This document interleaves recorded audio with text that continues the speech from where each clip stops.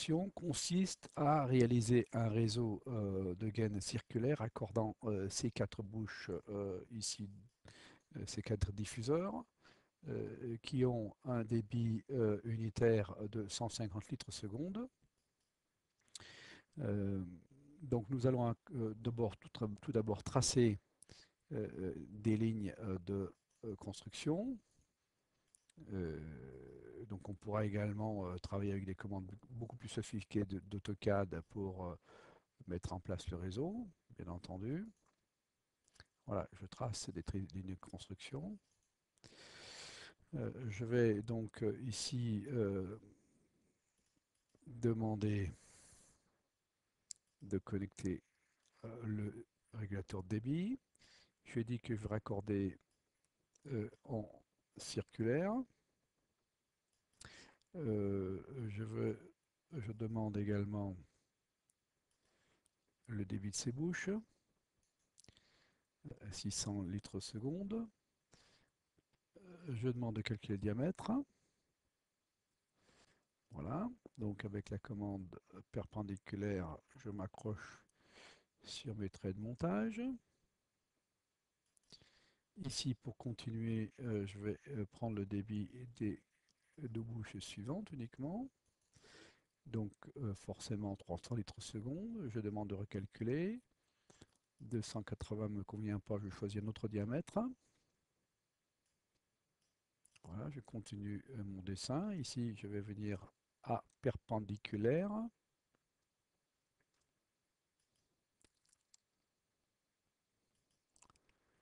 Voilà. Et je continue mon réseau. Ici, je vais demander simplement le débit de la dernière bouche. Voilà. Je demande de calculer le diamètre. Et le diamètre est calculé. Voilà. Donc ici, je vais ramener la réduction de ce côté-là. Je vais faire donc une pièce de transformation. Et donc ici, je vais donc appliquer le diamètre de 200 mm, puisque chaque bouche a exactement le même débit. Voilà. Voilà. OK. Donc ici, je demande de remettre ça de ce côté-là. Pas de souci. Voilà. Si maintenant je veux régler la longueur précise de ces éléments de gaine, je clique sur chaque élément et je dis 1000 avec la touche tabulation, mais 1500 mettons. Voilà. De ce côté-là, je peux faire pareil, mais je vais plutôt le supprimer et puis je ferai par symétrie ensuite. Ici, si je veux mettre une bouche en place, une gaine en place, je vais tout simplement récupérer le diamètre que j'ai déjà calculé. Je vais demander de prendre une insertion projetée. Voilà, donc il me propose ce type de raccordement qui me convient. Voilà. Ici, je sélectionne tabulation et je mets 1500 aussi de longueur de gaine. J'aurai une longueur précise. Maintenant, pour faire le raccordement avec mes bouches, je vais utiliser la fonction gaine flexible. Et tout simplement, je viens ici raccorder ma gaine et mon diffuseur. Voilà.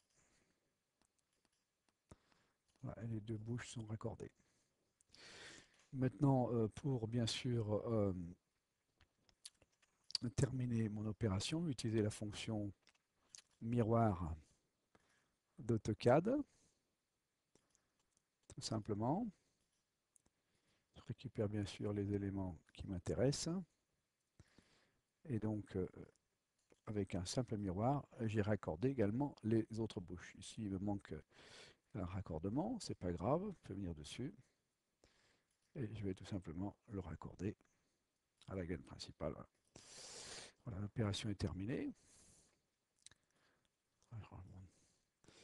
Voilà, et je peux demander à voir cet ensemble en, avec les fonctions donc 3D, parce que je dessine en 2D jusqu'à présent, et je peux effectivement contrôler mon travail avec les fonctions 3D disponibles dans AutoCAD.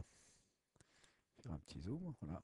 Donc voilà mon installation réalisée telle que je le souhaitais. Je peux bien sûr avec la commande Orbit d'AutoCAD faire tourner l'objet.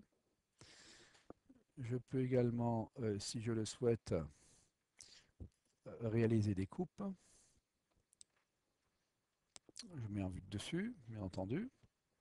Voilà. Et si je veux réaliser une coupe, je vais donc utiliser la palette qui va bien. Ici, je vais choisir la palette architecture, dans laquelle je vais trouver la fonction coupe. Voilà, donc je demande une coupe qui va partir de là, qui va aller jusque là, qui va aller jusque là. Voilà, je définis exactement ce que je veux dans ma coupe. Je vais peut-être même la prendre plus bas, l'élargir un petit peu. Voilà. Là, je demande de réaliser cette coupe.